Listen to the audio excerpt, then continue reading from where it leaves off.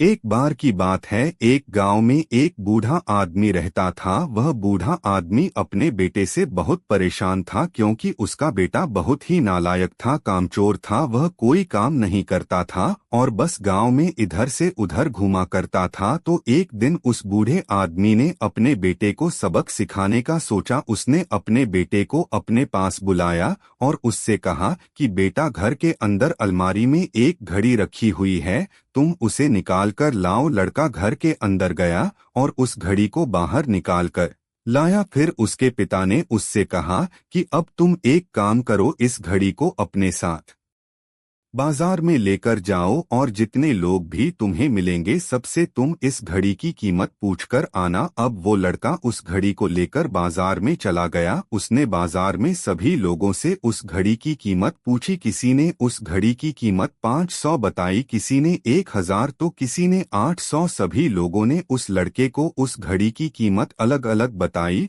और कई लोगों ने एक जैसी। वह लड़का अपने पिता के पास वापस आया और उसने उनसे कहा कि पिताजी, सभी लोगों ने इस घड़ी की कीमत अपने हिसाब से बताई। किसी ने 500, किसी ने 1000 तो किसी ने 800। अब उस बूढ़े आदमी ने अपने बेटे से कहा कि बेटा ठीक है, घड़ी को तुम अलमारी में रख दो और जाओ। अब अगले दिन फिर से उस बूढ़े आदमी ने अपने बेटे को अपने पास बुलाया और उसे फिर से अलमारी से घड़ी लाने को कहा। लड़का फिर जाता है और अलमारी से घड़ी निकाल कर लाता है।